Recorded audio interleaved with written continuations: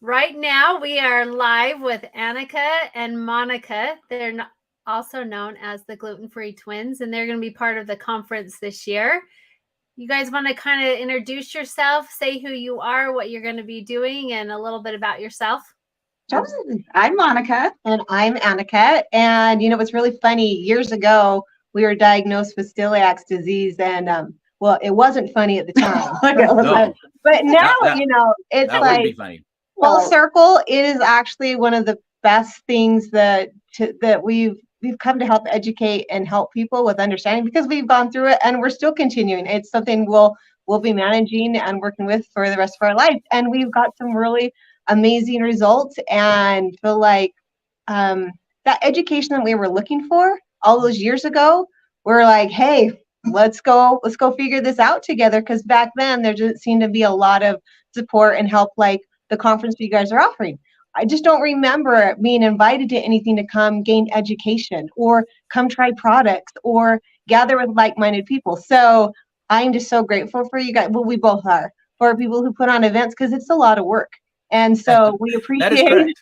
the community of gathering people together. So with us, what brought us to Gluten-Free Twins, we actually have a company called Core Frequency, and we got kind of tagline with the Gluten-Free Twins because in the world of education, we were educating on gluten-free living. And so we just found that people wanted to know what was working for us. And so that's when we went more of the education of, well, this is what's working. And then we went to a lot of more research and studying things, and trying to get a full spectrum of what is working for people. So that's what we love to share and educate, anywhere from, altering foods, traveling, how to deal with family situations. It's And like emotions. and emotions. Because Yeah. what part of the journey was, I was diagnosed first, and then they said, well, if you owe anybody, and I'm like, well, I have a twin, we do everything together. So she went and got tested, and she's asymptomatic, so she didn't know.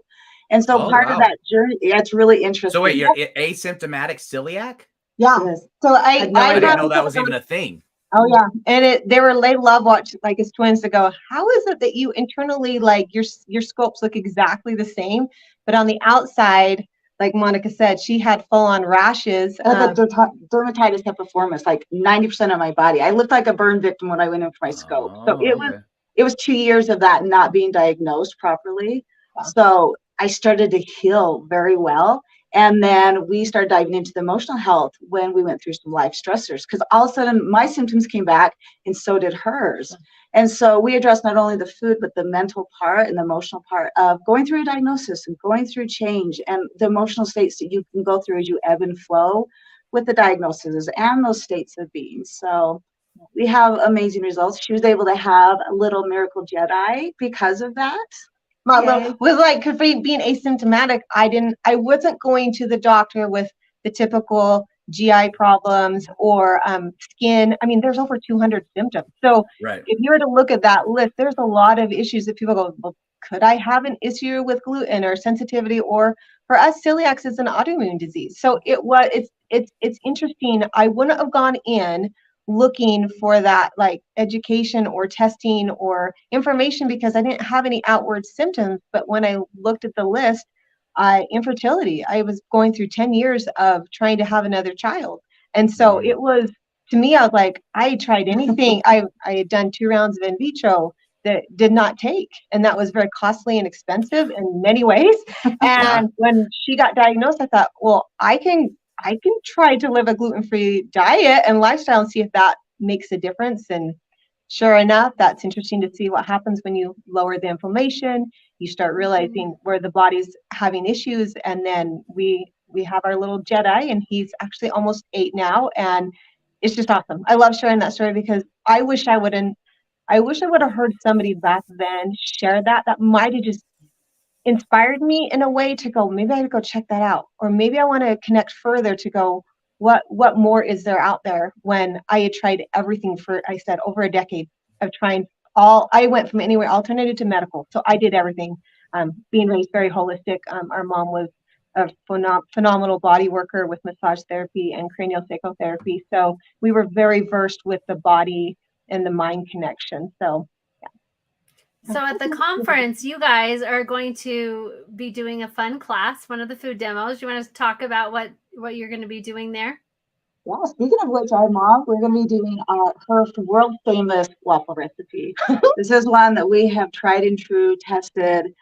We love the flour mixtures. We love the capabilities and the variety it provides for a lot of alternatives when it comes to like dairy free, especially gluten free or AIP. There's a lot of food options. And so we'll be demoing and talking a lot about that and some alternatives to try when it comes to adapting recipes. So that's one of the recipes we'll be focusing on. And that's one of the hardest things is when you do have a sensitivity to something is how to figure out alternative things that still will make it taste well. Yeah. And especially if you have kids involved that need to eat and things of that nature. But so it doesn't go so overboard, but it does what it needs to do to be able to do what you need to have done. I mean, if that makes sense. Yeah, and those traditions, like that was our mom. We have a lot of traditional recipes where we love altering it so it tastes very similar. Half the time our family can't even tell now. So, and I actually, my husband, he's not celiac, but he prefers that over any other batter. He loves it, and it's kid approved. Our children absolutely love it. So, so that's got our seal of approval on it.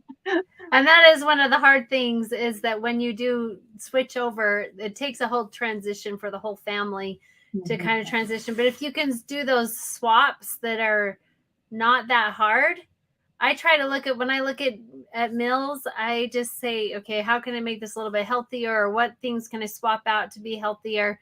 And usually the kids don't notice as much because I try, you try to hide it in a good way, right? But and not covering it up with sugars. And that's the trick because back then, I feel like it's back in the day, but back then it was literally like eating cardboard. Some of these breads, like they hadn't come out with a lot of the variety that there is. Well, that's what happened, right? Is they're all of a sudden about 10 years ago, this whole gluten-free thing started to kind of come into play, but no one had figured out how to make it taste well. So what they did is they just added sugar to everything. And so now, I mean, so it became this huge sugar issue versus the gluten issue. And now there's at least, things that are coming out that are tasting better, that are doing better because people have had the time to really invest in really making it more of a science of taste versus just, okay, we're taking out the gluten. Okay, here we go now. And it's yucky. So no one ate it. Exactly. See, so it's a good time to come to your event to try products that are out there because look at all the back end that's already been done in history. So inviting people to come, you guys are going to in for a treat because look at all the years that we've tasted all that cardboard. You get to have the yummy stuff now that you can help you propel really in the future that we've already done that hard groundwork, but come enjoy the goodness that's already been done all those years ago.